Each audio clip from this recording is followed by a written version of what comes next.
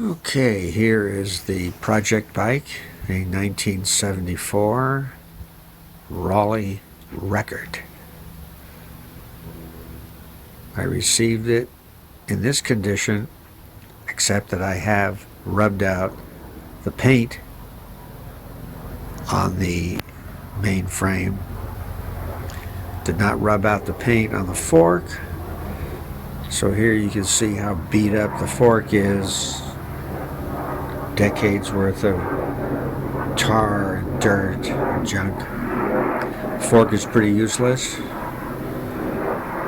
Stem is seized in the steer tube. Stem has been cut off with a hacksaw. It's completely useless, and it has odd threads anyway. I have already replaced the headset cups with these nice shiny chrome ones, which will accept standard caged bearings. I'm looking for a fork to replace this one. Tried to preserve the decals as best I could.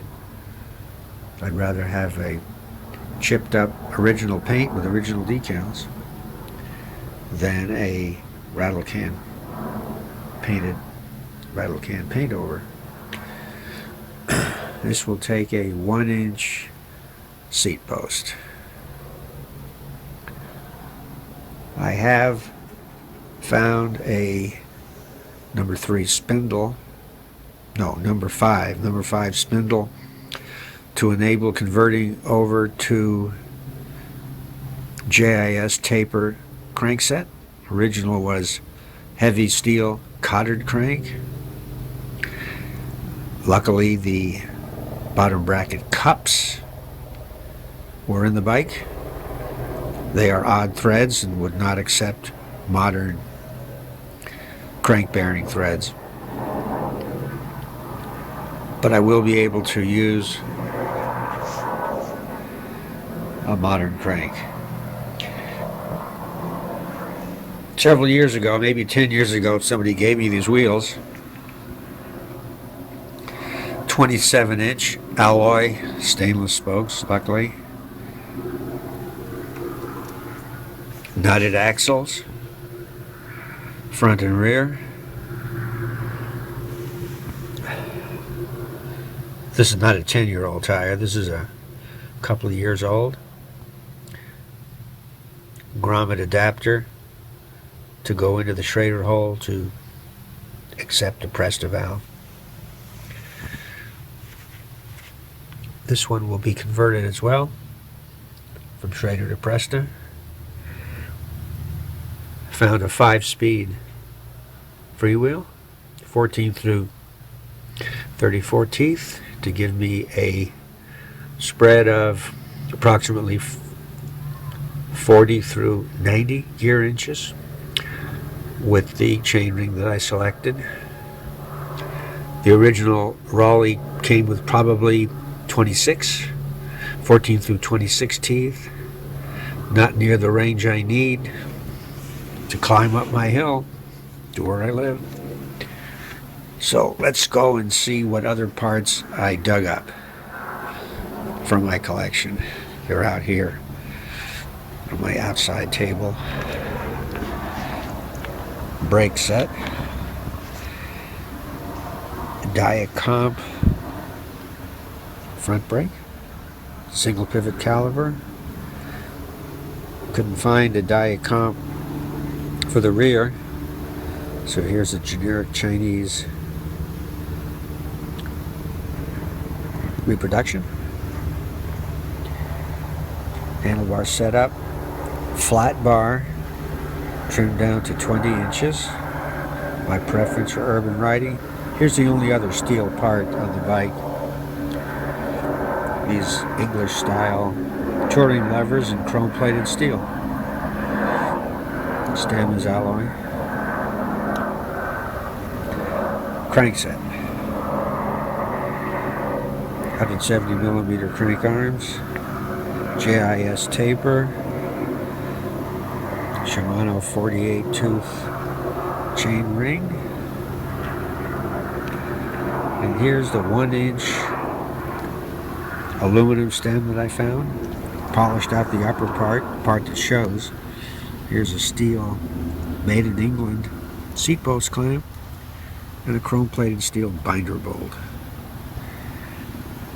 From among my forks, I selected this Japanese-made chrome, all chrome, steel road fork of the right length, and I found the proper headset parts. Here's that cage, or there's the bearing that will go in. So these parts are more or less ready to bolt on. Here's what the bike would look like if it was restored to original as it left the factory in England. However, the bike that I'm building bears very little resemblance to this. So let's go take a look and see how the project is coming along. Okay, we've got the parts that were on the bench outside assembled onto the bike. Let's take a close look to see how those parts are actually fitting. Got the nice chrome fork mounted, remaining headsets in place. Works really nice. No binding, which means the cups are seated properly and the frame facing the area that the cup seats is accurate. Stem fits very well. Handlebar setup coming along. I've added a friction shifter, thumb shifter. We'll find some nice grips. Front wheel. Needed some spacing, so I added another axle nut on each side. Well, a lock nut on each side. To take up the room, I'm reluctant to bend the fork, so the axle spacing made up for it. Spins freely, spins true. We're all set. Mounted the Diacomp single pivot caliper on the front. All went well. Had to add a little spacer. That bronze bushing looking thing is a piece of tubing so that I could put the cap nut on, chrome cap nut, 6mm, finish it off.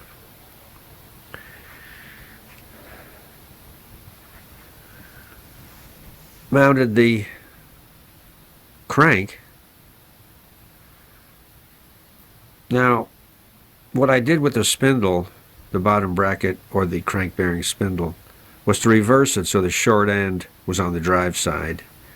I know from experience that this will result in a better chain line with a single chain ring system. And it did. Chain line is excellent. As you can see,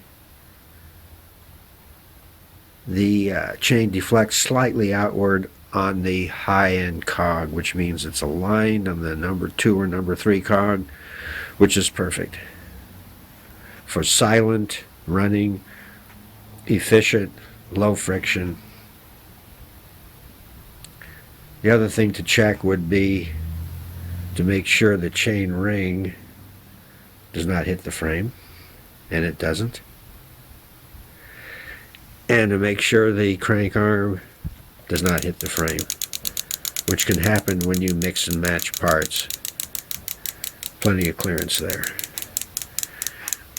Found a nice Shimano SIS rear derailleur, cleaned it up, took apart the jockeys, lubed them up.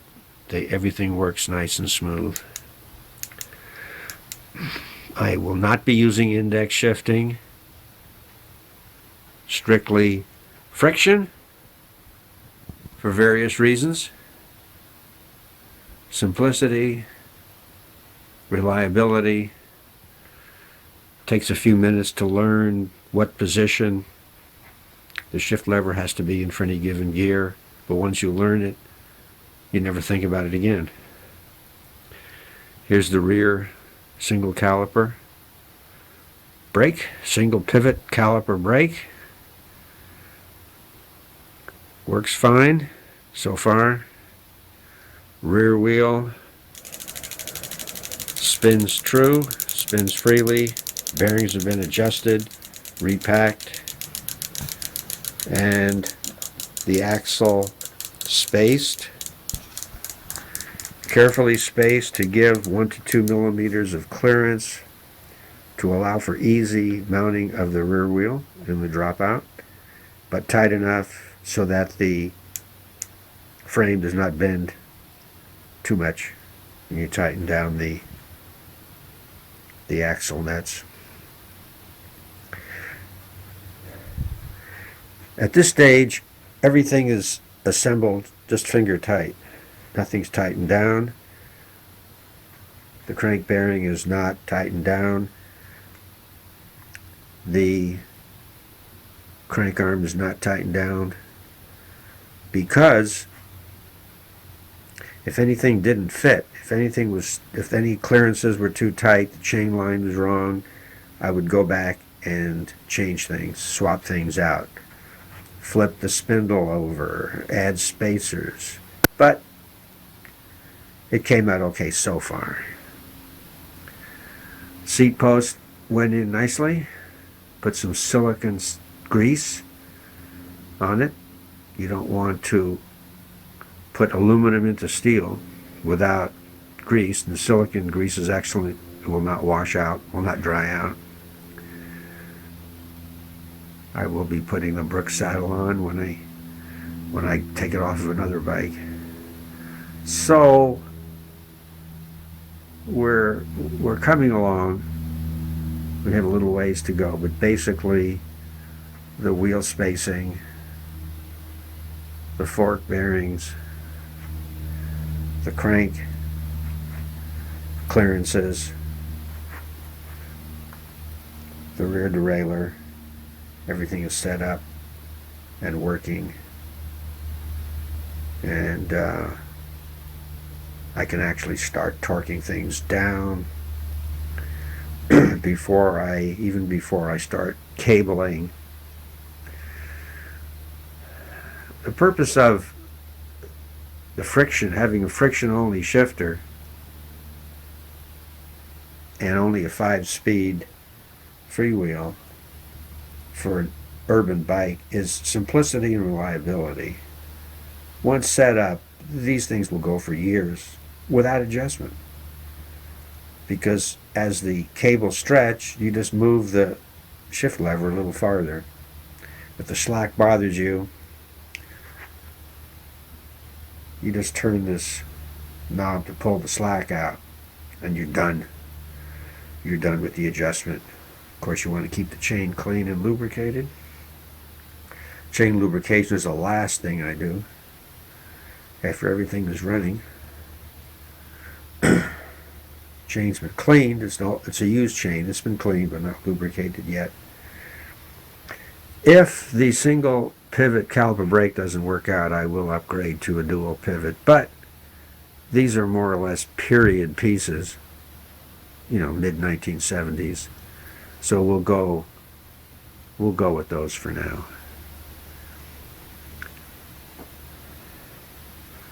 So when we come back, we'll have the rest of the components installed and be ready to do the final cabling, final adjustment, and we'll be ready for a test ride. The Raleigh Record was Raleigh's basic model for the run. This pictured here in this ad is a Record Ace, which means that it's a basic record with better components. Although the one pictured here is considerably older than our project bike here. I just love this ad. This old British, or young British gentleman sitting on the fence, admiring the landscape and his single-speed Raleigh. I don't see a Sturmey Archer shifter, so it's probably a single-speed. Anyway, back to the final assembly of our project. Here's the bike, fully assembled, everything torqued down. Let's take a closer look at some of the stuff. Completed the handlebar layout, cabled everything up, installed headlight and tail light. This headlight is not a bicycle headlight. It's something I put together. Basically, it's a flashlight, but a very special flashlight. Maybe I'll do another video and explain in great detail how I arrived at this choice of light and how I came up with the mounting system. The tail light, not so exotic. It's a regular blinky light. The mounting bracket for the tail light is basically a reflector clamp with 5mm hardware and a wing nut, so that I can swap it from one bike to another or put it in my pocket if I'm going to light up, if I'm going to lock up the bike at night. And here's the Brooks B17 as promised. Goes well with the Made in England bicycle. Completed the cabling to the derailleur, dialed in the adjustment. The eagle eyes among you will notice that the cable tail is rather long and has no tip pressed on. I do this on purpose in case I have to go back and rework something, since all these components are used and unproven. Also, the brake cable tail is long and uncapped in case I have to go back and find a different brake. And if the video ends after this scene, you'll know that I did not have to change anything. If I discover I have to change something, I'll be back to show what I changed to and why I changed it. Oh, pedals. Okay. A word about pedals on an urban bike.